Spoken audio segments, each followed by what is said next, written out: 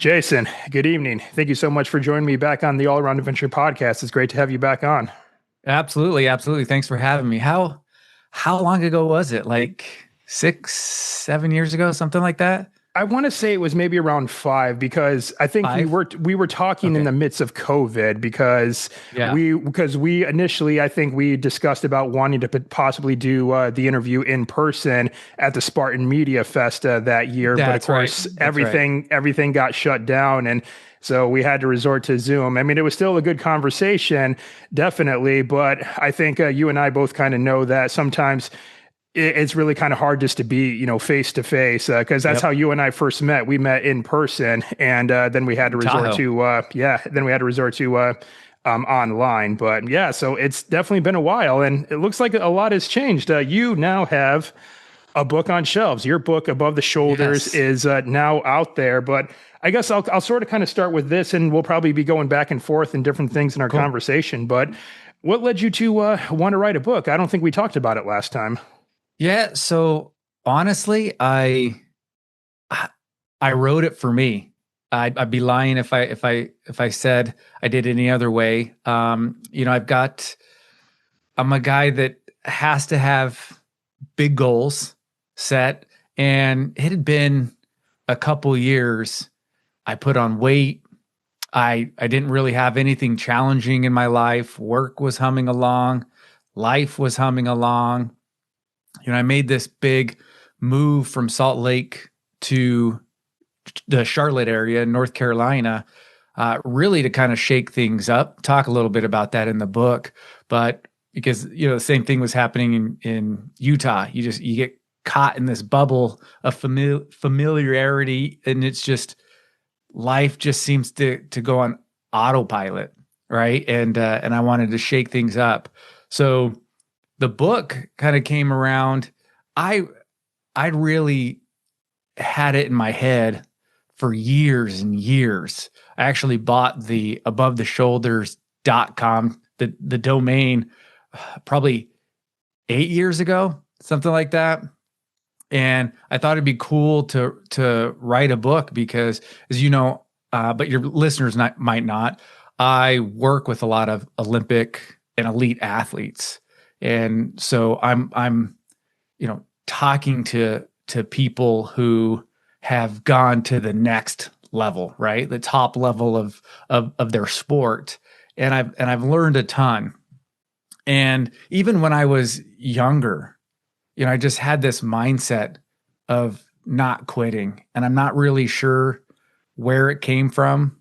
It had to have, come from my parents, but I don't really have a recollection of how that was instilled in my head. But yeah, I thought it'd be cool to write a book for a couple reasons. One, I don't really fancy myself a writer. So I thought if I go through the process, I can learn something, right? And I would work on it, and then I would quit. And then a couple of years later, I'd get the fire again, work on it, and quit. And this time I said, you know what? I'm going to just set a goal. I'm gonna write this book because I need something in my life. I need something challenging, like an impossible goal, if you will, to really spark the flame, get things going again in my life. And so I said, obviously the way I've tried to do it in the past, it hasn't worked. So this time around, I said I'm going to set 30 minutes a day in the morning and write every single day. I don't care if it's a sentence. I don't care if it's just chicken scratch ideas or if it's several pages. I wasn't worried about that. That wasn't my goal. My goal was my main goal was to write the book. So I broke it down into what I call bite-sized wins, right? These small goals where I knew I could do that every single day, 30 minutes, no problem. I can do that as long as I'm not focusing on, oh, I want to write X amount of pages a day or this or that. It was just, I can do this. And I did it. And some days were hard, but then it turned into a habit. And then I got to the point where I started to enjoy it. And then when, the hardest part is just figuring it all out, right? It's all in the head and trying to outline it and piece it together. And after a couple months, I got this system going and I just fell in love with the process. And it was my process, right? It was my process I figured out along the way. And that's what I like to tell people. There's no one way of doing things. And so I found this process that worked for me and I became obsessed with the process. And then when I was getting close to finishing, I thought, man, this could be really cool. Maybe this could help other people. And then my focus shifted from a me project to, okay, how can I make this more about other people, right? But the original process was just for me and something that I needed to do. And I think that's, at least for me, was a good process because I think it turned out better because it was for me, right? I wasn't trying to like create something that I thought people would like. I was just trying to create something that I liked and that I was proud of. And I'm not going to lie, it was really scary putting it out there because I just felt so vulnerable, right? You're like, I still don't fancy myself a writer. Like I don't tell people I'm an author. Like that's not what drove me, right? That's not what drives me now. It's and so throwing that out there and getting feedback was really scary. But have you heard of Kirkus Reviews? No. Yeah, probably not. So Kirkus Reviews has been around, I think, since 1933, huge in the publishing industry. I submitted my book to them. I got a rave review from them, which was awesome. Because they're one of the biggest names in, like I said, in the publishing industry. So, I had friends and family tell me it was good. I had some athletes read it, got some feedback from them. There was times I got feedback I didn't like, it was hard. Right. And I tried to, I really tried to focus on that as the feedback's not an attack on me.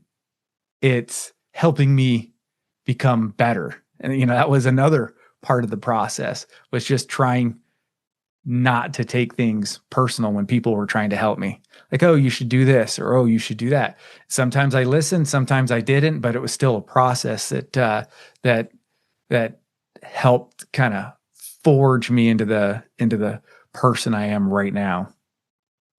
I feel like it's very interesting for new authors in this day and age with the advent of social media. Like I've had a couple of number one New York Times bestselling authors that come on the podcast, like men like Brad Thor, who's been writing for over 2 decades now at this point. He started writing in the era of when you really didn't know what people thought of your book until like actually maybe the first week of book sales and pulling all those numbers. But now with things like social media, it's just you get instantaneous feedback, and sometimes it's like your writing career could maybe either be made or broken in that in an instant, just with how quickly word travels on social media these days. Can I just tell you something that you just blew my mind? Of all the names you could say, you said Brad Thor. Mm-hmm. Yeah, he's been a guest on. I don't know him personally, but my best buddy worked with him for a handful of years at a production company. They were trying to do this travel series together. That's right. And it, so like, yeah, that's just wild. So I kind of, that was my world, isn't it? That was my first like career gig, was at this production company. That's how I met my buddy. So I was there, at the tail end of that series. So I saw a lot of Brad Thor, the videos of him. So every time I see one of his books on the shelf, I'm like, that's crazy. It's just nuts that you said that. So yeah, he's a Utah guy as well.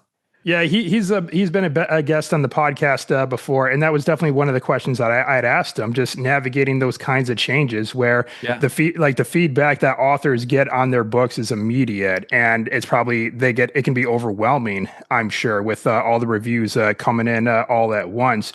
So, just kind of with that is just how has the reception been overall? Sounds like you've gotten some pretty good favorable reviews from maybe people more in your circle, but maybe just generally speaking, what's that been like so far? It's been great. I mean, I have some really cool friends that have really helped with a lot of things. Like Joe DeSena did the foreword for the book, and just getting his name on a mindset book is huge, right?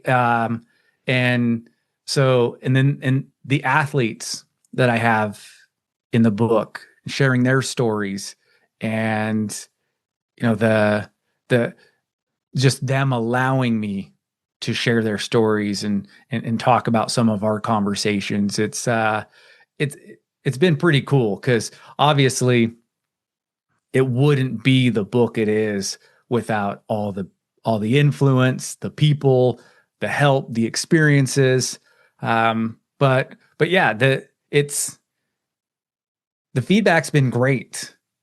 I'm not gonna probably better than I expect. I didn't know what to expect, to be honest with you.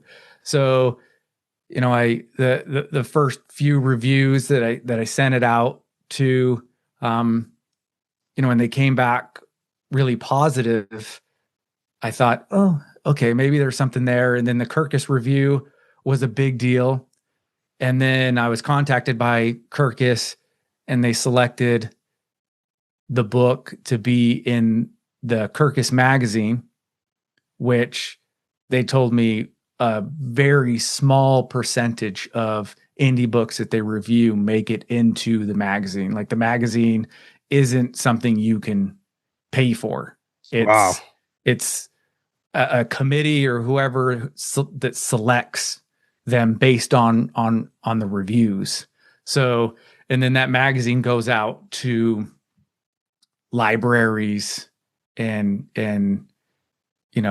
I think some publishers probably read it, and bookstores, things like that. It's people use Kirkus more who buy books versus people who read them. Gotcha. So yeah, I mean, we'll see what happens. When people reach out on social media, like you said, today it's crazy. You can get instant feedback, which can be a good thing and a bad thing, right? but like, the thing that just really gets me going, and it's like fuel for me, is when people DM me and tell me, I just finished your book. It helped me with this or help that. I have an identical twin brother who, I think we talked about this before, because you were military as well, which, happy Veterans Day. Happy Veterans Day. Heck yeah. And he's Army Special Forces, but he also coaches high school, or not high school, helps coach at a college for wrestling. And one of his wrestlers bought the book, and he called me and was telling me how it helped him. And I was on speakerphone, and all of a sudden this wrestler pipes up and he's like, yeah, it helped me win a tournament. So just hearing things like that, it's really cool. Again, I didn't necessarily do it for other people, but now that I see that it can help other people, it's an awesome feeling. I think that's what really drives me and makes me want to do more outreach, more public speaking, like you just did. Which, by the way, congrats. Thank you. It's one of those things it's tough. Is that is it hard for you, or is it easier? Well, I feel like it is weird, especially with me being an introvert. But I guess maybe I'd say I'm more of an extroverted introvert. I definitely can thrive and do very well on my own. And you kind of know my story, having kind of been in isolation in places like West Africa, and I through hiked across the entire state of Michigan, and where I was pretty much by myself for the better part of 3.5 months. But I think at the end of the day, though, I'm still a human, and we are social creatures. I mean, the lone wolf always dies off in the end. We really need to be around people. Yeah. And I don't know, something. I've never actually really had difficulty being in front of people. This is a funny story that I haven't mentioned on this podcast before, but I was actually voted best dancer in my high school class. And I was always the one who got the school dances going because, everyone was always worried about being the first one on the dance floor because all the eyes are on you, right? And I'm just like, let's go. Come on, let's go. It's like DJ plays Sir Mix-a-Lot. And if anyone doesn't know who Sir Mix-a-Lot is, okay, you didn't have a good childhood growing up. So, or you didn't grow up in one of the best eras ever. Yeah. So I was always the one that kind of got the school dances going, but I was always kind of still that quiet, reserved kid on a normal day. Right. And then I did take some speaking in community college, like a public speaking class that I think helped out quite a bit. And even in grad school, I always scored much better on my oral presentations than my written essays. And of course, All Around Adventure started off as a blog, but then when I discovered the world of podcasting, I started my own and just eventually got more comfortable speaking in front of people. And, you're always kind of nervous having to go in front of a crowd. I think I even heard there was something that more people are actually afraid of public speaking than they are of like death or something like that, something outrageous. But I just get up there and then something about just my ideas just flow pretty well.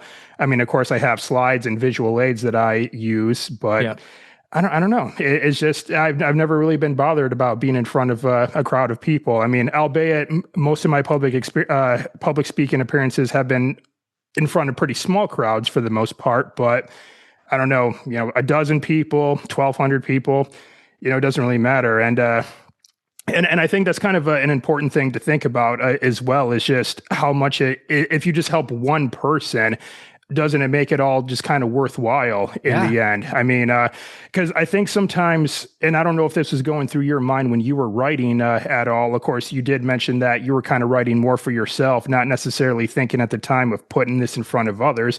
But I do feel like, at least I hear from people who say, well, I'd like to start a podcast, but I'm afraid no one's going to listen to it. Or I want to write a blog, or I want to write a book or an article or whatever, but I'm afraid no one's going to read it.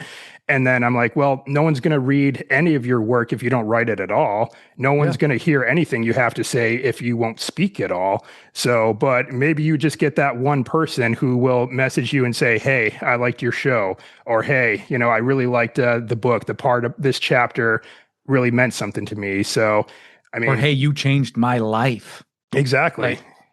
How crazy. You have this wrestler, this high-end athlete in college that said that they were impacted by something that you wrote, right? Yeah. It's crazy to think about. It's super flattering, right? But it's easy, like you said, to get caught up in what other people think. I actually just did a post about this, talking about how who cares what people think? We spend too much time worried about what others think, that it stops us from being the person that we could be or that we should be. So I bring up the public speaking because that's one of those things that's, I don't know, it's wild. Like, I can talk to anybody. I'm not shy. Like, I can have conversations with a group, whatever, but as soon as I'm the spotlight, it's like, like I don't know why that bothers me, right? But I keep going back to, and I remember I was at work and we were in a big meeting and one of my colleagues was up on stage, and they were having a rough time. Like, you could hear it in their voice. Their voice was quivering. Yeah, it just they it, they were in a tough spot, right? They didn't. And I to me, man, being in front of 100 peers versus 1,000 people you don't know, like, I'd rather be in front of 1,000 people I don't know, right, than people you work and see with every single day, right? But this person I could just tell was struggling, and I remember thinking, "Oh man, you can do this. You got this. You got this." And then when I had to do a public speaking gig, I remember how terrified I was, and I drew back to that moment, and I was like, "Man, nobody wants me to fail. Like, why am I so nervous?" Easier said than done, right? I'm not saying that then I walked up on stage and I was just like, boom, commanding the room or whatever. But I remember thinking, man, like, drawing from how I felt for this person, and I wanted them to succeed, and I was almost trying to project, right, like this positive energy onto them. I was like, all these people here, they want to learn, they want to hear from me. Why am I so worried? Like, nobody wants me to fail. And it did calm me down. And so every time I try to get up on stage, I try to think about that. But still a work in progress, which is funny. Because it shouldn't be. I really believe, like, people will say, you said you're an introvert, or, some people will say, oh, I'm shy. I was born this way. I was born that way. I don't think we were born anyway. I think it's all stuff that we've learned, right? Like, I look at one of my good buddies who's an Olympic gold medalist, and the first time I saw him on stage, man, he was so comfortable. It was almost like the crowd, and this was in front of like 10,000 people. And it was almost like he was feeding off the crowd, and it was making him stronger, right? And you could almost just see him getting bigger. And I was like, wow, it's crazy. And then a different athlete who was not comfortable, right? And you sit there and you think, oh yeah, that person was just, it's easier for them. And I think some of us have to work on it harder than others. And I don't know how that happens along the way, what makes people comfortable or uncomfortable, right? Like, maybe some of it's the way you're raised. Like, we'll make our kids order food when we go out and stuff. And we try to push them out of their comfort zones, and maybe that'll help them when they're older. I don't know. But yeah, I like to tell people that anything in life is a skill we can learn. It might come a little bit easier to other people, but that just gives them a little bit of a head start.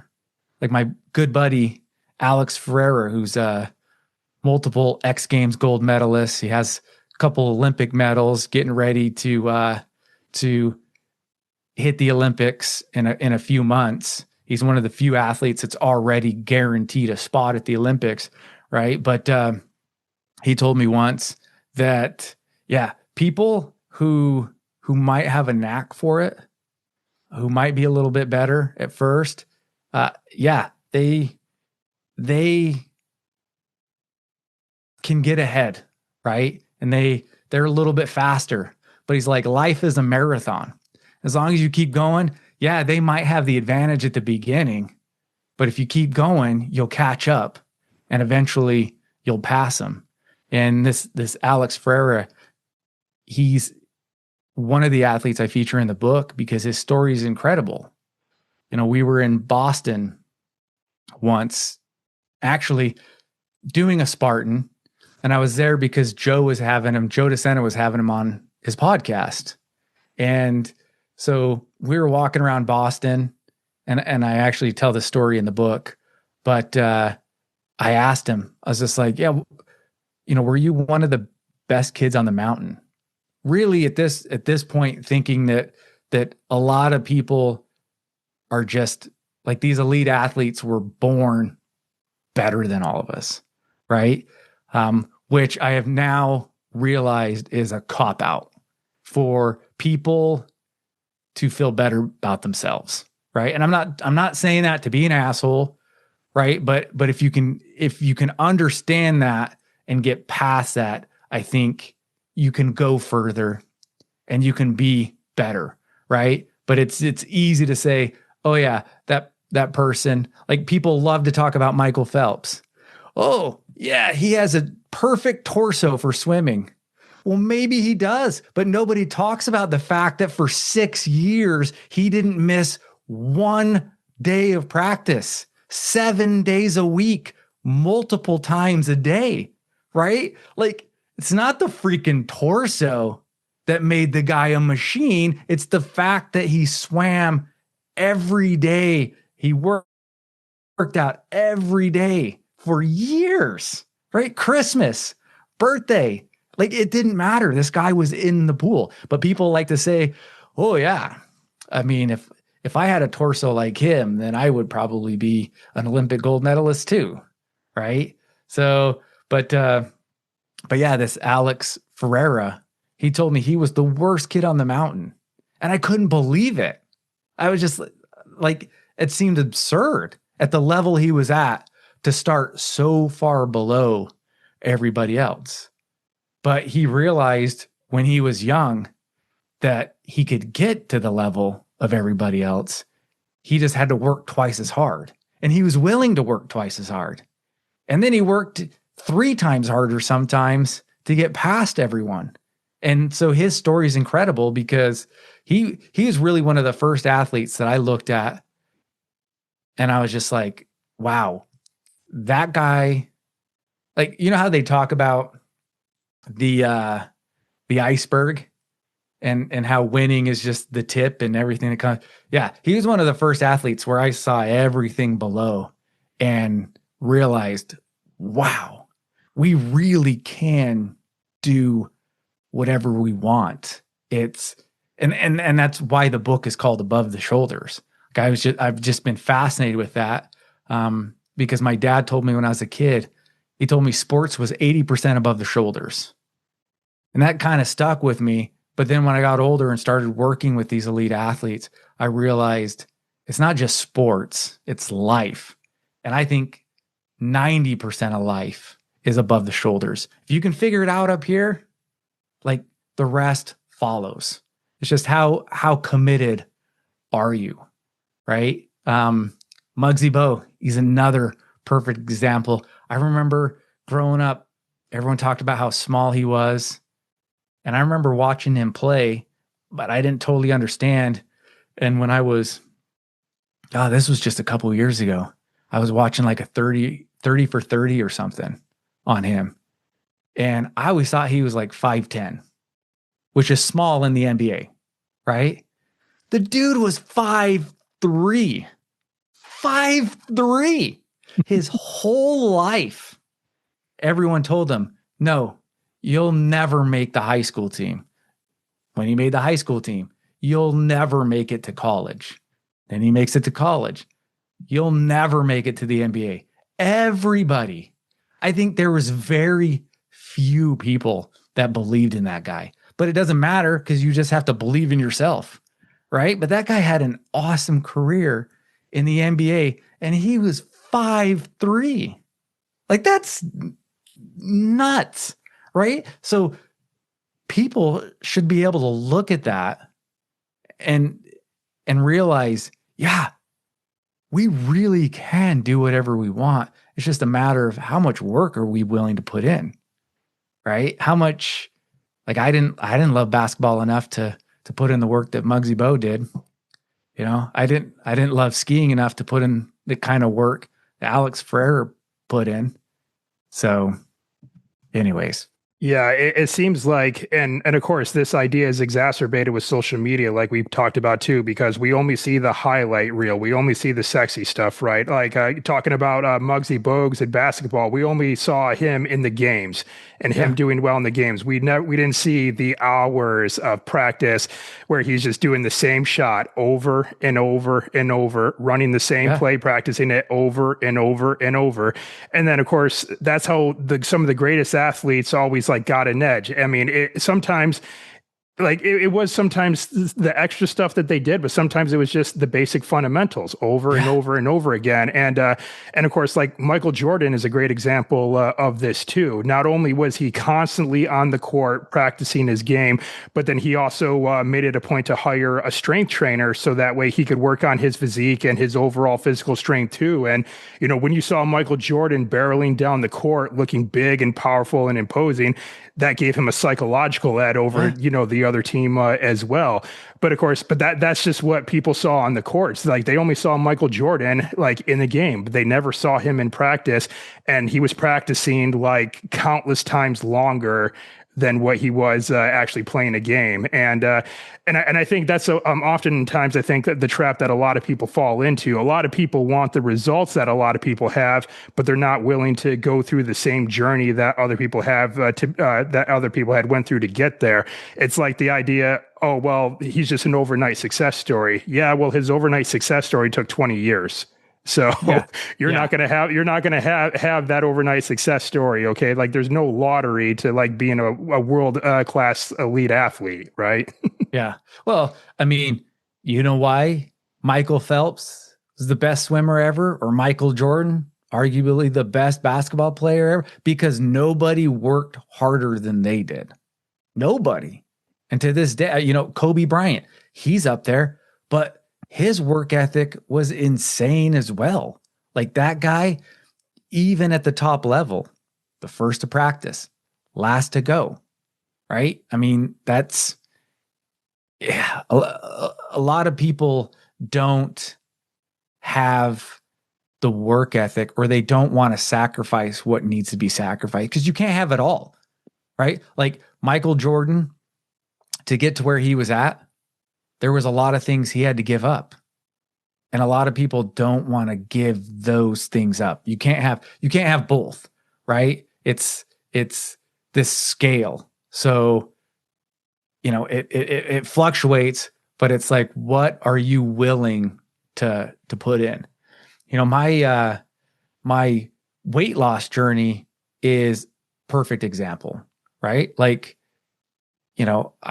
I've been down before. I did a full Ironman, and so I've been skinny, right? And then I put on weight, and then I've lost it, and then I put it back on.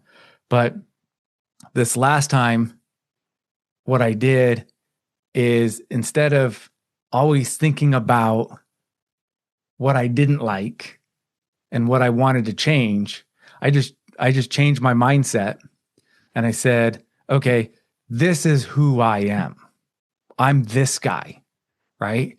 And so when it came to eating donuts, like, no, this guy wouldn't do that. Like, right? I started mentally being the person I wanted to be, being at the weight I wanted to be, right? So then it was easier to make those decisions, because it's like, no, I don't do that. I don't do that. This person that I am now doesn't do that. This person that I am, cold plunges every day, does the sauna, does 100 push-ups, right? Like I had all these little goals that have now shaped me and the person I am right now. And I got to say, I feel better than I've ever have.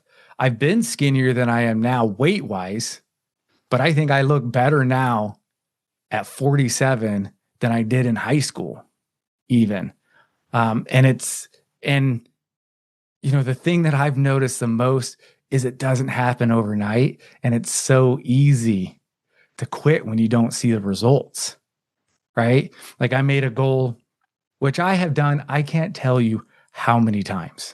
I was actually looking back on a journal when I was in my late teens, early 20s, and I came across where I made the same goal, 100 push-ups every day. I've made it so many times it's ridiculous. But this year, I was like, okay, I'm doing 100 push-ups every day, and I'm going to do 100 sit-ups or like some ab thing, right? Whether it's scissor kicks, whatever. And when I started doing it, man, I could just do 25 at a time. And then I do it in the morning, and I do some later in the afternoon. And it was this whole process of just trying to keep going. And that was super sore that first week. And your body, you want to say, oh man, my body needs a break. I need a rest day. Right. But I was like, not going to do it. And I just kept doing it. And then it turned into a habit.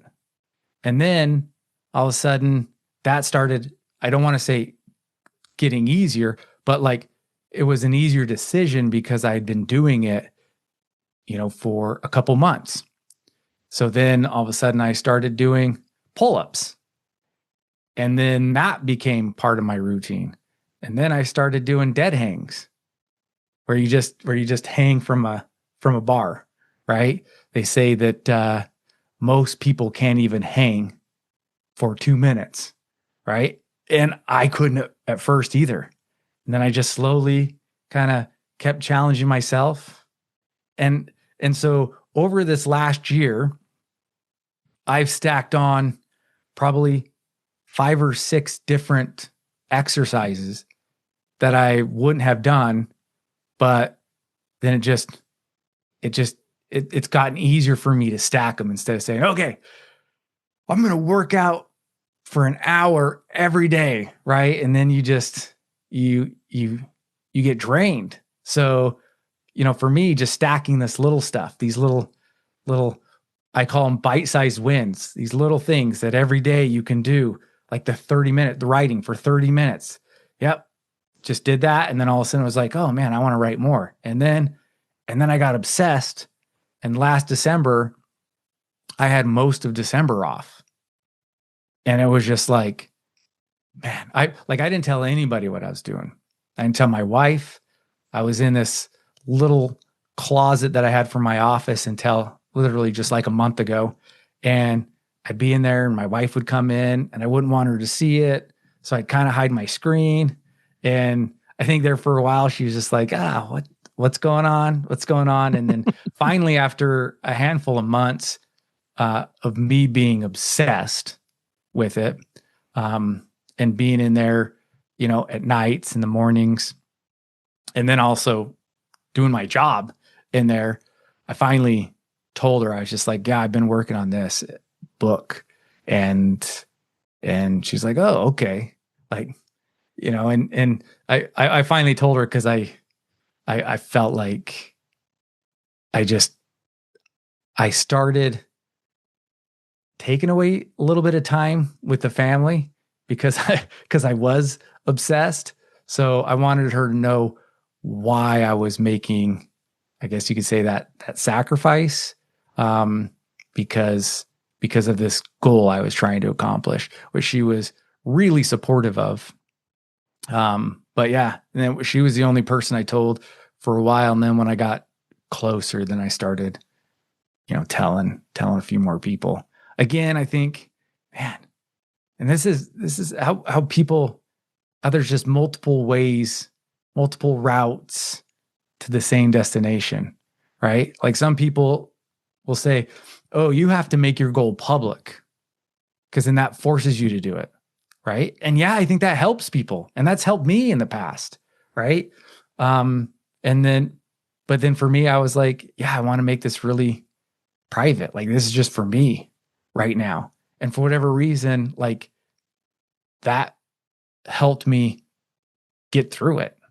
So I think that's the biggest thing is just realizing what works for me doesn't necessarily work for you. What works for you is not going to work for the next person, right? But there's little things that we can take from people that help us, right? And little bits of advice.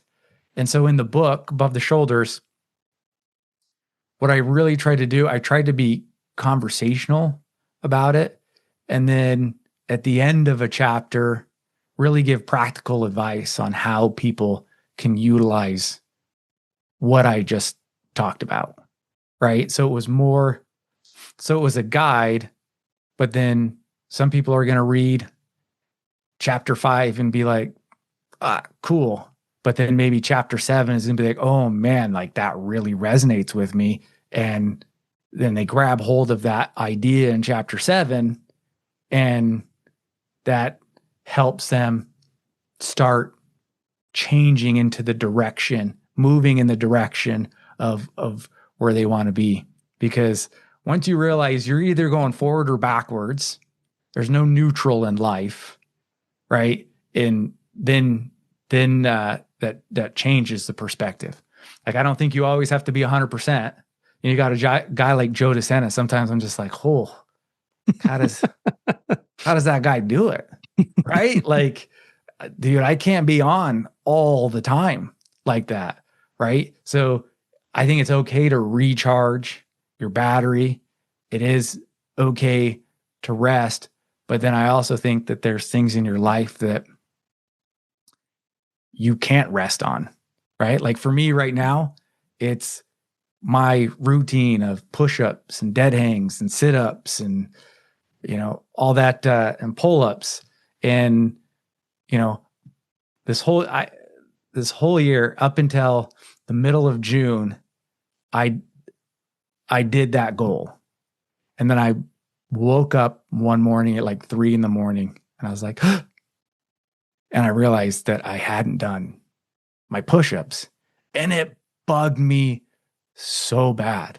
Like oh man, like it was so awful. And I almost felt like quitting because I was just so annoyed and bugged, right? But what I did is I learned from that, because there was probably a dozen times before that I almost forgot.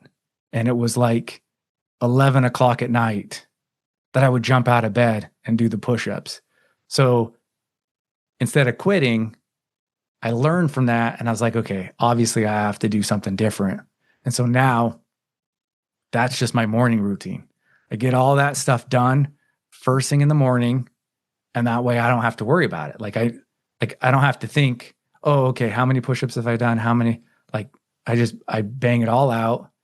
And when I started one day, I actually timed it, and it only took me 15 minutes to get through my whole routine. I was just like, yeah, why? Like, I don't need to space this out. I will set 15 minutes aside every day, and I'll do this. Right. So that was a big lesson learned. So out of how many days, I think, what is it, like 300 days? We're close to around 300 days. I've only missed one day.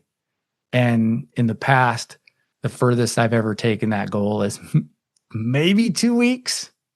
So pretty pumped about that. Well, it's an important thing to think about when you do fall off of the wagon, because I think any journey that you set out for, that's bound to happen at some point. I mean, even like, life is going to get in the way, and then something's going to disrupt your routine. But then one thing I've noticed, and I'm kind of guilty of this myself, and I'm sure it happens in many other people as well too, where they slip on something once, and then it kind of becomes like a downward spiral. Like, let's say if they are on trying to follow a diet plan, it's like, oh well, I had a donut in the break room. Crap. Well, I might as well just spend like the rest of the day. I might as well go to McDonald's after work then, and everything like that. I just mess it up. It's just like, well, and then they'll say like, well, I'll punish myself by going for a run later this afternoon, and I'm like, why is this thing that you're supposed to do that's good for you, why is that considered a punishment for falling off the wagon? Why don't you just, consider it getting right back on the wagon? Yeah. It's just, why does it have to become a punishment to do something that you should be doing for yourself anyway, right? Yeah. Yeah. No, exactly. And like, so for me, the biggest difference was I'm not really exercising more. And I've lost over 35 pounds since January. And really, what it was changing my relationship with food, looking at food as fuel, right? Instead of like people always say, oh man, I live to eat, right? Like they just, and so much is centered around food, right? It's like you go on dates or you meet up with people for drinks or this or that, and it's all centered around food, right? And for me, I shifted that and instead of living to eat, I ate to live because I knew I needed fuel, but what kind of fuel was I going to put in my body, right? Again, this is easier said than done, but I had all the difficulties everybody else has. I've gone through all the emotions, the ups, the downs, trying this, trying that, whatever. This is what stuck for me because now eating's pretty boring. I just have a handful of things that I eat, and that's just so now I'm not like, oh man, this sounds good, or oh, that sounds good. Like I still eat things that I like, but it's really just focused down to very small things, right? Like I took out carbs and sugar for the most part. And I was very strict with that for a while. And then, when I felt like I was in a place where I owned it, I controlled it, then I wasn't quite as strict. If I went somewhere and, like I was in New York a few months ago with my daughter and I had a piece of pizza and I was fine with that, right? Like I didn't beat myself up about it. It was probably the most carbs I'd eaten in months, right? But I didn't beat myself up about it. And I enjoyed my trip with my daughter and ate probably 80% of what I usually eat. And then the other 20%, I just ate what I wanted, right? Like a lot of times when I'm home, if I have a hamburger, I don't have a bun. But there we went to a hamburger joint and I had the bun. And it's just right. So now I feel like I'm in enough control that I can follow more of an 80-20 rule versus for a while I had to be 100% because that's what it took for me, right? Like I don't know if you have an Apple Watch or Garmin or whatever, and you know how they have rings that you close. Yeah. So my best buddy, he has his goals set crazy. So when he closes a ring, he knows it was a hell of a day for him, right? Me, I have all my goals set to where I have to go out and walk for an hour, maybe even more, right? I have to get up, I have to get exercise in, but it's also easy enough that I can do it every single day. Now, when I say easy, like I'm pushing myself, but it's not a crazy goal. So like when I'm traveling now, I know, okay, like I got stuck at the airport one time, flew up to Canada, got stuck in Minnesota, got stuck in Canada on the way back. Like it was crazy. I ended up having, I think like 12 hours I was in the airport. So I did my push-ups in the airport because I had to leave for the airport super early. So I didn't do them in the hotel, right? And I thought I was going to get home early evening. And when I realized I didn't, well, I found a spot. As embarrassing as it was, I don't like to put on a show, right? So I found like a quiet little corner, did my push-ups, all that stuff.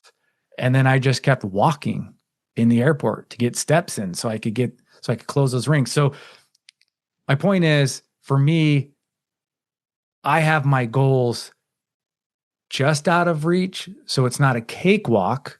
So I have to like do something, but also not crazy enough that my mind says, not going to make that today. So I'll just switch it off. Right. But again, my buddy is the opposite. He likes to have it crazy. So Well, it's interesting in this day and age. A couple things to unpack there, especially when we talk about food. I think in developed nations like us, and as humans, we're probably the only species on this planet that actually asks themselves the question, "What do I want to eat today?" Like no other animal species thinks like that. It's all based on what's available and what opportunities are presented to them. Like if a lion is out, patrolling the savannah on the hunt, it's not going to like gloss over the zebra because it would prefer to have antelope instead. No, if the yeah. zebra's there and he could take the zebra, he's going to take the zebra. Yep. And it's the same thing with like a viper just lying in wait too. It's not going to like not strike the mouse because it's hoping for a rabbit. It's going to strike the mouse. It's not going to like these animals don't concern themselves and think about, oh, what am I going to eat today? But nowadays it's like, oh, let's see, do I want tacos for dinner? Do I want pizza? Do I want cheeseburgers? Do I want Thai? What do I want? Right. And so it's crazy in that we have so much available to us, but oftentimes it seems like we're always going for the foods that don't really serve us very well in the long run. They serve us very well for that momentary pleasure, but then we end up paying for it in the long run, especially like you said. It is if like the 80% is food that's not very clean and not good for us, and it's only maybe the 20% in which we're having stuff that actually serves us and fuels us properly, that's where it gets kind of skewed. But I mean, and like I said, I'm not above like throwing in some sweets every now and then. Like this weekend, I went camping and I made some s'mores over the fire like when I was a kid and everything everything like that. But then of course, when I get home, I make chicken stir fry and I clean it up a little bit to kind of get going into the week. And then the other thing I wanted to unpack here is that you said when you were in the airport doing push-ups, you were worried about maybe being a little bit embarrassed, like people are going to be looking at you funny. But once again, I just think, well, isn't this kind of what we're supposed to be doing anyway? We're humans. We're supposed to be moving. I mean, I'm the same way whenever I'm in the airport and I have a long layover or I'm waiting for a flight, is that, I put on my backpack, put in my earbuds, put on a podcast or an audiobook, and I just go back and forth and walking around the airport. Like there was one airport I was at where the entire terminal was the length of a football field, and that was it. So these people were really looking at me weird when I was waiting for like 2.5 hours. I would go to one end, touch the wall, go back, touch the other wall. And so why is it that that's viewed as weird in this day and age, that we would rather move rather than just sit still, right? And so, or you've seen this, and I know I've certainly have, is that if you see like long lines at elevators and escalators, but the stairs are completely empty, and you just make a mad dash up the stairs, you beat everyone to the top, Yeah. That's a great observation. And I think the only people who look at you and judge you are probably the people who know they should be doing that as well. Right? Because I don't look at somebody in the airport if they were doing push-ups as crazy, right? And I guess it depends on how they do it, right? I think there's some people who want to make a spectacle of it. I'm not one of those people, right? If people see me doing push-ups, fine. But I just try to tuck in a corner or somewhere where I'm less obvious to people, because you can always find a spot in the airport unless you're running, late or whatever. But that's just one thing I've realized now. When I'm traveling, there are certain things I have to do. So I either get those done early in the morning before I leave, or I know when I get to the hotel or wherever I'm going, then I'm going to do them there. And then sometimes you have to pivot, right? Like if I wouldn't have done it when I had that huge layover in Minnesota, I wouldn't have made my goal, because I ended up getting out to the car. My wife picked me up at 11:59. And by the time I got home, it's a 35-minute drive from the airport without traffic, especially that late at night. It was only like 35 minutes. But yeah, I wouldn't have made my goal. So sometimes you have to be thinking about that. like I'm not obsessed with it. I'm not always thinking about it, but I'm aware if I need to pivot on certain days. Like, oh, okay, this isn't going to work. So how am I going to do it now? How am I going to get that in? And because I've been doing it for so long now, which is crazy because it's not so long, but 300 days or whatever is a pretty good track. Like I can't even think about not doing it now. Like it's just so ingrained in my habit now that it's so, it's like if somebody has been going to church their whole life and then all of a sudden they're just like, oh, I'm not going to go to church on Sunday. Like that would be really weird, right? For them. Like they would feel this emptiness, right? And maybe it's a spiritual level or whatever, but I think like for me, the emptiness with the push-ups is like that is a part of who I am now. These certain things I do is a part. I've been doing it so long that it's a part of who I am. So I just can't even imagine not doing it. And man, I feel like at this point, I probably will do it for the rest of my life.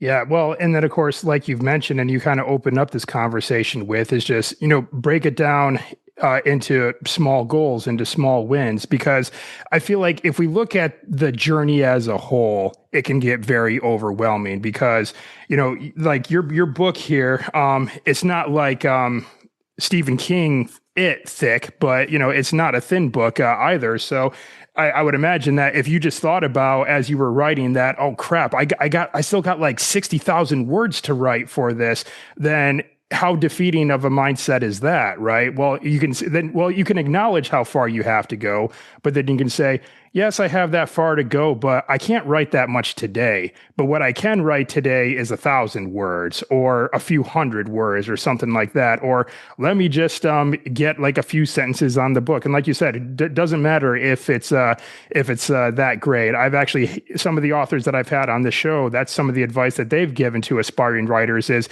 give yourself permission to write a crummy first draft, and it's fine. But it's one of the biggest things, and I know that all the athletes that you've connected with along the way, just consistency. That's like all it is too. And I'm sure your brother, being a special forces operator, when he was going through assessment and selection, had he thought about, oh my gosh, I got to do this shit for months, right? Yeah. But I'm sure he had to break it down too. It's just like, well, yeah, this is going to take months, but right now, I let me just focus on today, because and today's exercises, like that's it. That's all I have to worry about right now. Tomorrow's problems, well, I'll leave to tomorrow's me, Yeah. Well, and I actually talk about this in the book, my brother. So he joined the military when I say we because he's my identical twin.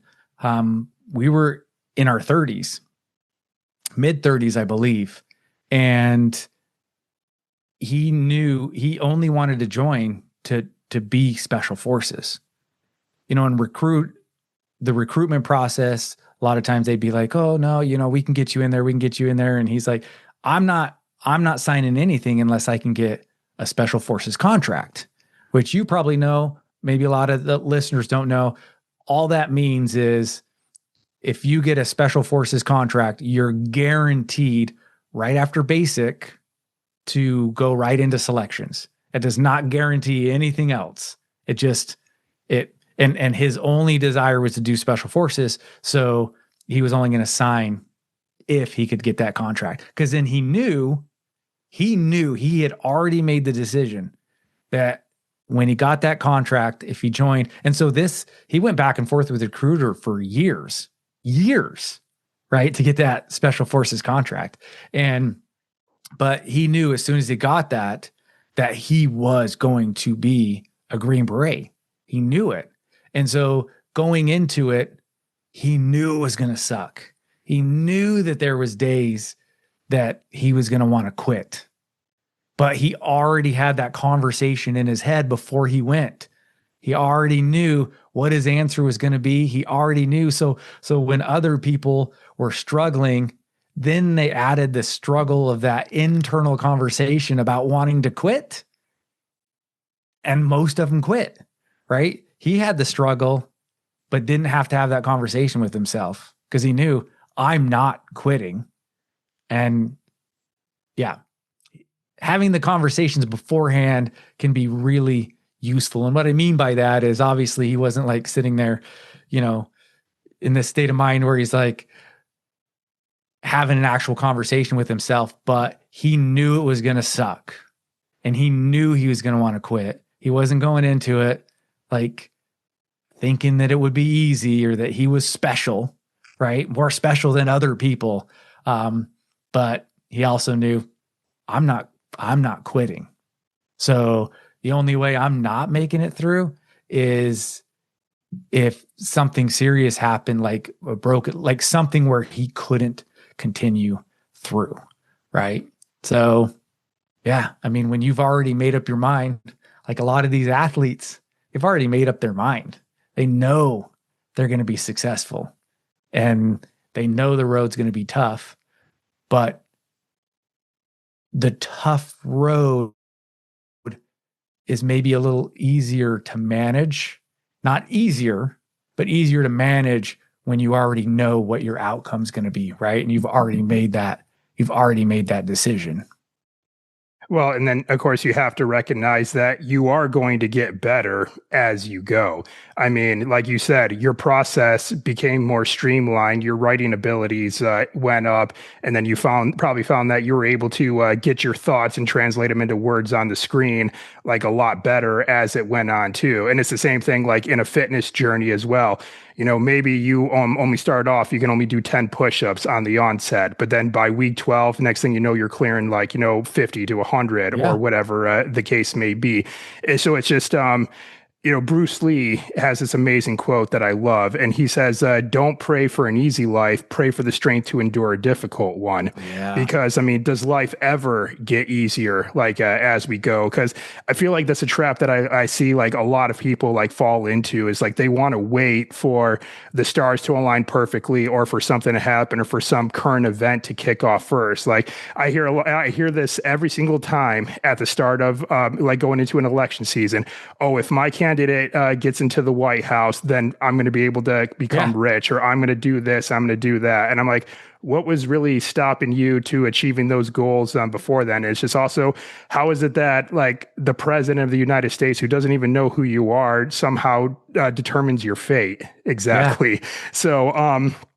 So I think that's kind of just a really important too, is that, the journey is going to shape you for the better, but it just so long as you're willing to walk that journey for the long haul, day in and day out. And, like you said, it's not always going to be like glamorous. Like some days you wrote like probably hundreds to maybe even over 1,000 words, but then some days you can maybe only squeeze out a single sentence, but you didn't break the chain either way. So, but then, yeah, like I said, when a lot of people, when they fall off the path, it becomes very hard for them to get back on. Well, in creating a simple goal, at least for me, has always turned into something bigger and better later, right? Like those 30 minutes a day, there was a lot of days I didn't want to write, but I sat down and I did it anyways. And like you said, yeah, sometimes it was a sentence. Sometimes it was a couple sentences. But then that process allowed me to get into this flow state, if you will, with it. And then all of a sudden it was just coming out. And then I learned processes that really helped me. Like one thing, have you heard of 11 Labs? It's an app. It's an AI app. But what I would do is I would write, and then when I'd go on my long walks, I'd put that into this AI reading app, and I would listen to it. And then I would take notes on my note app on my phone. And if I heard something, right? Because when you're writing it and it's in my head, it sounds different, right? But then listening to somebody read it back was super helpful. Right? Technology is amazing now. Like we don't have an excuse to not do what we want to do, right? There's technology out there that can help us. So I'd put it in like a chapter into this app, and I would listen to it on the walk. And then if something sounded weird, then I would say, oh, change this, change that. And then those notes would be on my computer. So when I got back to the next session of writing, I'd go through those notes and I'd fix stuff. And then sometimes it would also inspire different stuff. So yeah, I didn't know anybody who did a process like that. Like I have a buddy who's a New York Times best-selling author, but I didn't really pick his brain about anything because I don't know. I don't know why, to be honest with you. I had him read it when I was on my first draft, and he was very helpful. But yeah, I guess I just didn't even think to go to people who have done that process and ask them. I just kind of charged through it, for better or worse. Now, something I do want to ask you and have you touch on here, if you will. Yeah. And of course, you're a husband and a father, and you also just made this move across country, which I'm sure moving like an entire family across the country is a pretty chaotic feat in and of itself. Now, I hear this sometimes, and maybe you do as well, where when there's people who are parents and they're the head of a family, they often find like, well, there's no room for me to do this or do that because I got kids, I got to take care of the kids, I got to get the kids ready for school, I got to go to soccer practice, football practice, whatever. And so it seems like, I'm not going to say it's like a cop out necessarily, but they do use that as a reason to say that they can't work towards this goal or go after this or pursue this dream.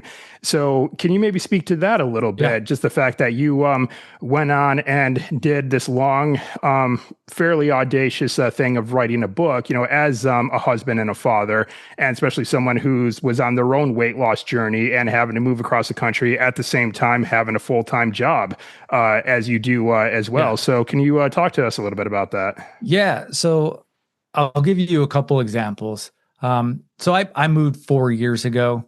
So we were settled here. So that didn't really play much into it, but I really believe you make time for what's important to you, right? And my family's the most important.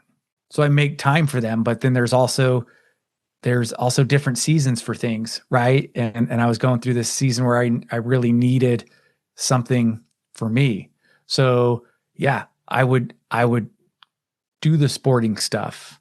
A lot of times I would wake up early and write before the kids got up, and then we do the breakfast and get them out to school, and then I get ready for work or whatever.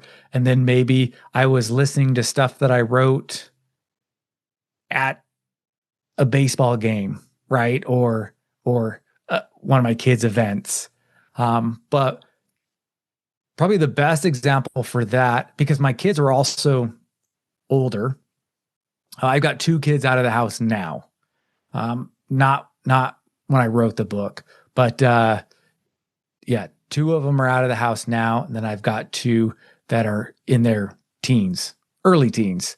And when you're a parent, once your kids turn 16, they kind of have their own lives, right? Even early teens, but they're still a little more attached to you in the house because they're not driving. But once they start driving and friends start driving, right? They had their own lives, their own things going on. But when I did the full Ironman, I heard from people, and I went from not swimming and not running. I did cycle a lot, but I didn't swim or run, and I hated running. I can't tell you how much I hated running. But I went from basically nothing to doing a full Ironman in 8 months. And the old joke in the triathlon world is if you're married and not on the brink of a divorce, then you're not training hard enough. And I know a lot of people just kind of joke around, but there is that mentality of, oh, I need to put in 2 sessions a day, right? Like morning, night. And I wasn't going to do that. When I made the commitment and signed up for that full Ironman, which I did because somebody told me I couldn't do it. So I was just like, okay, all right. And, but and my kids were young at that time. That was, man, that was like 10 years ago. Right. So yeah, I mean, I still had a couple kids in diapers at that point. Maybe not quite, but one of them was still probably in diapers. Anyways, I woke up early. Like I'd get up 4, 5 in the morning, depending on what I had to do. And I'd get my workout done before anybody was up. My wife, kids, anything. And then I'd be there for breakfast. Some of them, getting them off to school, whatever. And then I'd get ready for the day and go to work. And then on weekends is when I did my long training. And I'd wake up early and I'd be home for lunch. And then I'd be done for the day. So for the most part, my kids didn't realize what I was doing. My wife did, but that's only because she understood what I was doing. Like it wasn't affecting our relationship at all. Because a lot of times she was still in bed when I was out doing my thing. Right. So yeah, I wouldn't say I think calling it a cop out is harsh, but sometimes I guess it is what it is, right? Like you make time for what's important. And that was important to me at the time. But I also looked at it as I'm going to finish an Ironman. I'm not going to stand on the podium. Like I wasn't kidding myself, right? Like I was in my 30s. I wasn't in this peak age of where I'd been doing it for years and years and years. My goal was to finish. So I had a training plan set to where I believed it would take me across the finish line. And it did. It was like almost 12 and a half hours it took me to do it, which is crazy to think about.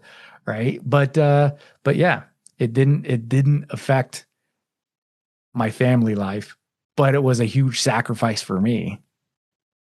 So, well, yeah, I think it's really important to look at the power of the early mornings. I believe it was Mike Tyson that would say that he would always get up like well before the sun and he would go out and do his road work. And he just knew that he had the win over his opponent that day, because while his opponent was still laying comfortably in bed, he had already done more work than he had. Right. Yeah.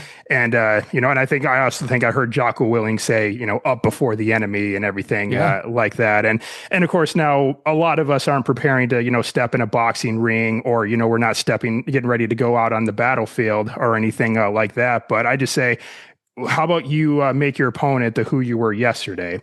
Like, yesterday, if you were, this person who would give into impulses, who would give into procrastination, laziness, fear, doubt, fill in the blank, really. How about you go to war with that person, And then if you can get up early in the morning, and like you said, you would go and do your training right away, first thing. And it's a very liberating feeling where if you go and you do something hard in the form of physical training first thing, I think you kind of start your day thinking, well, what else can I get done today? I mean, yeah. I already worked out. So, I mean, surely I can write a few hundred pages of my book. And surely I could, really put in some serious work for this project that I have to do at work or whatever the case may be. Or, hey, now I just get to go relax and, watch my kids play soccer on this Saturday or whatever the case may be. So it's like you start your day with a win. And then it sets the tone for the day. Exactly. Yeah, for sure. So, and now, and here's the thing though, like no one's motivated at 4:30 in the morning. Nobody. I don't think anyone like, just wakes up that early in the morning and just feels a rush of motivation. It's just, like you said, it becomes a habitual thing where it almost, at some point, it feels weird to not get up that early. Like you actually feel anxious if with the thought of sleeping in actually makes you feel anxious. So, well, I better get up to do it. And then of course with you, doing like these calisthenics routine. It's just, you don't need to go to a fancy gym first thing in the morning to do those. Like, roll out of bed, do push-ups on your floor, do air squats on your floor. I have, oh goodness, what's it called? I have like portable pull-up bars that just Yeah. like wedge into the door frame so I can do pull-ups. And I mean, you can always do calisthenics. I mean, even if you're confined to a prison cell. Not that I don't think anyone who's Yeah. listening to us talk today is listening to us confined in a prison cell, but you get my point. Yeah. Is that you don't need anything fancy to do calisthenics, but it gets the blood flowing, it lubricates your joints, and it also sends some endorphins into your system too. So great way to start the morning for sure. Better than a cup of coffee. Well, and it goes back to acting like the person you want to become, not just thinking about that, right? Not like, oh man, I want a better body, or I want, to be faster or stronger or lose weight, right? It's so easy to think about it like that and just not be the person, right? Like, oh yeah, someday I'm going to lose weight. No, I am the guy that's sitting at this weight. I'm the guy that's healthy and strong. And that's why I make the decisions that I make, because I am that person, not I'm trying to become that person. Absolutely. So, well, all right, man. Well, as we kind of start winding down here, because we're already almost at an hour and a half. Goodness, we've really flowed through this conversation today. But like we've I'm a talked talker. about, we are talkers, good Yeah. sir. Yeah. But like I said, your book Above the Shoulders is out there right now, and we have been discussing it throughout this conversation. But can you please, by all means, just let us know what our listeners, viewers can expect if they pick up a copy, and can you tell us where they can go to pick up a copy? Yeah. So you can get the book anywhere books are sold, like barnesandnoble.com, walmart.com, target.com. You're not going to find them in the stores per se, but yeah, you can find them wherever you buy books. Amazon is probably one of the better places to get it. It's Amazon Prime, so you get it in a day or two. So yeah, it's really for the executive that wants to do better, the athlete, that wants to be a better athlete, the person that wants to be a better person. It's really, I think it's for anybody who is in that line of, okay, I know I want to be this person. I know I need to do better. I know I need to, focus, whatever it is, whatever their goal is. It's for anybody who feels stuck. That's probably the easiest way to put it. Anybody who's feeling stuck right now, I think it can help. And really, the start of the book, I call it out, and I want the person, the reader, to write down an impossible goal. We all have those goals, right? That impossible goal that we think about all the time. We're like, I can't do that. I can't do that. This, I need this, or I need that, or we put it off, right? And I challenge the reader, what is that impossible goal? Write it down, and write it down before you keep going, because I like to weave in that impossible goal throughout the book. Like, okay, here's steps. This is what you can do towards that goal.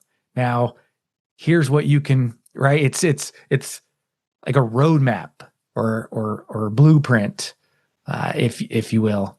So yeah, I think it's for anybody who really feels stuck and wants a boost of energy. I would say it's not a motivational book.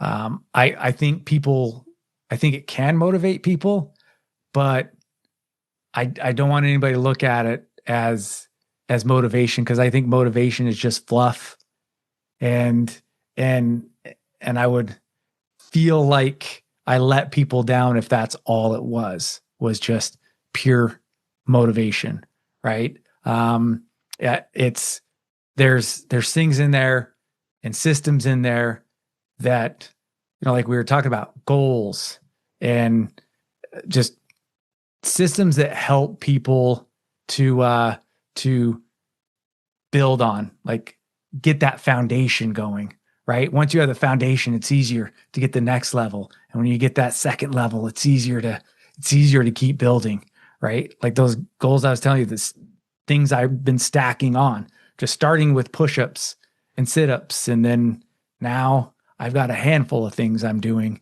every morning. All right. Outstanding. And I'll leave links to go pick up the book in the show notes for this episode, or if we have viewers watching us talk on YouTube, it'll be down in the description below. They can go there, click away, and find it there. And, speaking of taking action and everything like that, one of the things I asked you to do last time that I'm going to ask you to do again in this conversation is issue a challenge to our listeners and our viewers today. Because, of course, we got to hear some good stories from you, and we also got to get some great information from you. But exactly right. Motivation is fluff. I mean, if people really want to accomplish things, they have to take action to do amazing things in their life. So with that, what challenge would you issue to our listeners and viewers today for them to go out there and start living a more adventurous life? Yeah. So, man, it caught me off guard. I forgot about that, to be honest with you, Josh. What I would say is find a small goal that would almost be laughable if you didn't do it. Right? If you can only do one push-up, but I want the listeners to challenge themselves, right? But if you've never done a push-up before, say, okay, I'm going to do one push-up a day or 10 push-ups, right? And do it every single day. And it's got to be something that's easy enough to do, but still challenges you. Right? Like a guy like you doing one push-up a day, that's too easy, right? You got to challenge yourself a little bit, but easy enough that it doesn't really take any time in the day, right? Because to go back to this, when I started doing the 100 push-ups a day, I didn't notice a difference. But now 300 days into it, looking in the mirror, I notice a big difference, and there's a ton of motivation, right? But every day looking in the mirror for weeks and weeks and even months, not noticing anything, it'd be easy to quit, because you just say, I'm not getting the results I want. But you got to keep that in mind, that the results come with consistency. They don't come overnight. It never comes overnight, right? So if you set that small goal, whatever it is, and you do that every single day, in a handful of months, you'll start seeing a difference, and you'll say, okay, now I can challenge myself even more. And you push it a little more. And then a few months go by and you push it even more to the point where 6, 7, 8 months down the road, 12 months down the road, you're a completely different person. Right? And maybe that's just swapping water for soda, or maybe it's taking out desserts except for, once a week, whatever it is. I want to challenge everybody to make a goal that's simple enough that they can do, but that's still going to challenge them. All right. That makes sense. All right. Right on. All right. So what I have for you next is my final 3. And again, you've answered these questions before, but I will admit I didn't go back and see what your answers were. So we'll see what you come up with this time around. And I'm a completely different person now than when we talked, 5 6 years ago. So Yeah. So here we go then. So the first of these three questions is, what is your favorite place that you've been to so far? ooh, that's a good one. I, you know, I probably said Bruges back in the day. I love Belgium, but man, Slovenia is a hidden gem that that nobody really talks about. And Ljubljana, the capital. Yeah, I'd say Slovenia probably. And that's in Eastern Europe, right? Yeah.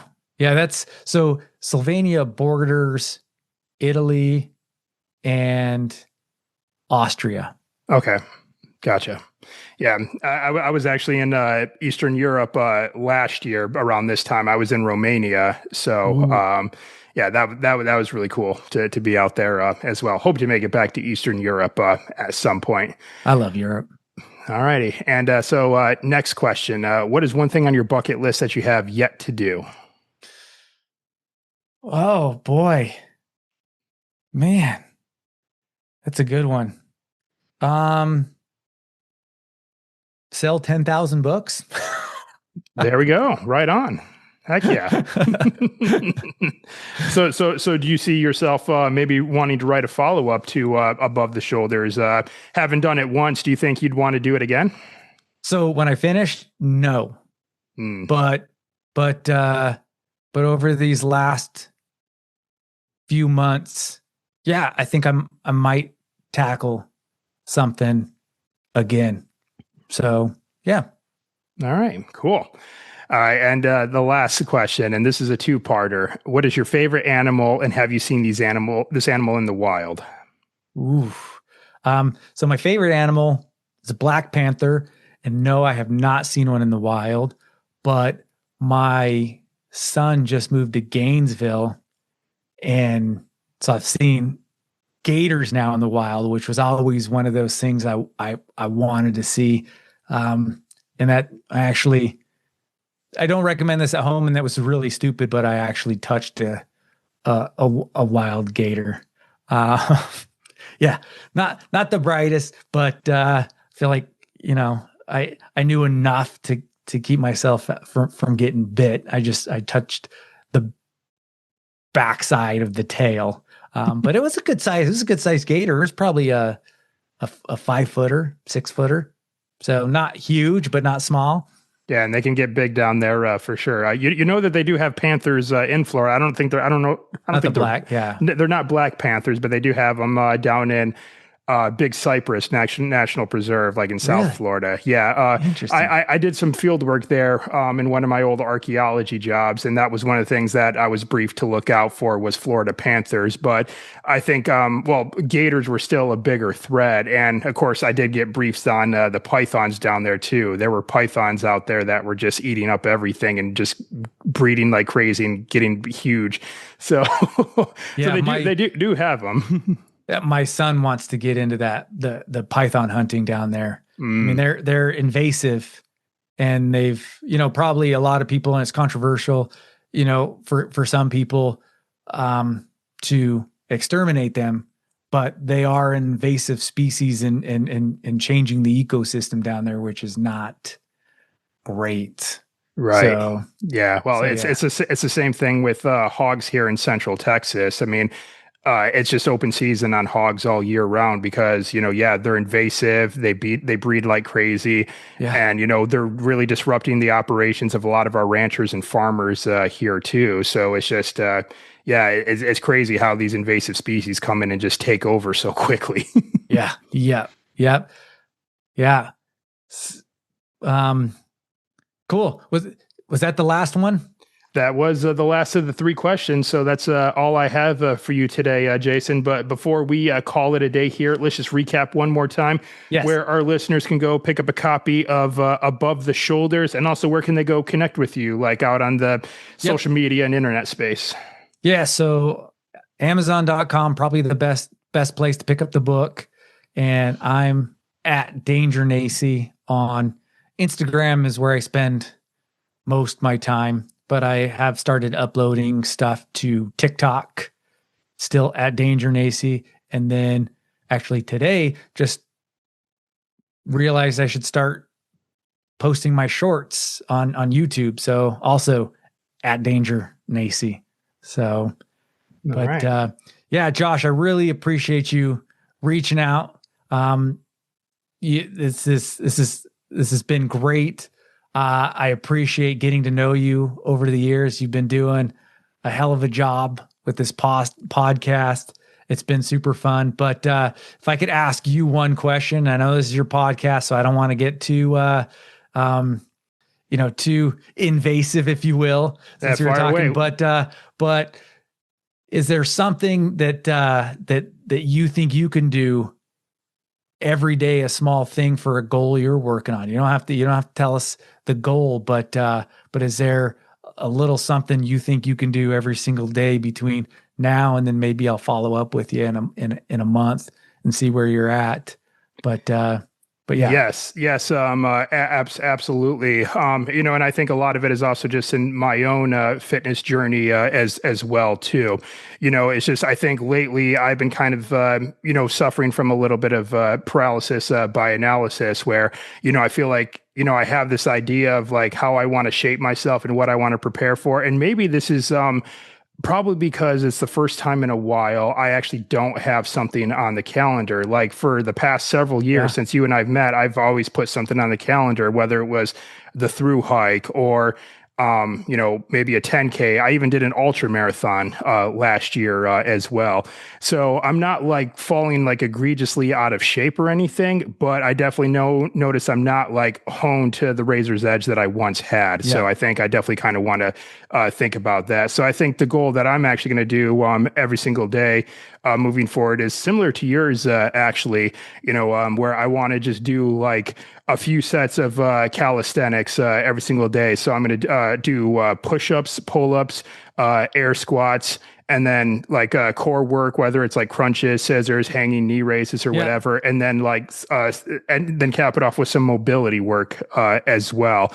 But it's just doing that every single day is just, it's not going to be like my workout for the day. I'm probably going to do something else as a workout, but it's going to be a good primer for the day. Like we've talked about, like getting the blood flowing and everything like that. So I think that's definitely what I want to do, because, I thought to myself, it's just like, well, let me see, should I train like a mixed martial arts athlete? Should I train like a special forces guy? Should I just swim a lot? What should I do? I think that's one of the traps that I will admit I've fallen into lately is, again, going back to choices, right? We have so many things that we can do that eventually we almost decide, well, what should I do? And then the next thing we know, we don't do any of them. You know? So I think, well, let me simplify it. It's just, I can do calisthenics every single day. I don't need the punching bag. I don't need the treadmill. I don't need the rowing machine. I don't need any of that to go anywhere to get any of that stuff. I can just roll out of bed and just hit the floor and do my push-ups, do my crunches, do my air squats, do my pull-ups, because I got a pull-up bar in the house. So I have no excuses to do those. So that's what I intend to do. Awesome. Well, Josh, I really appreciate it. And I'll be your accountability buddy. We'll be reaching out through Instagram and look forward to, you've had a lot of awesome journeys. So it's you've done a lot of cool things. So again, appreciate your friendship and look forward to our next chat.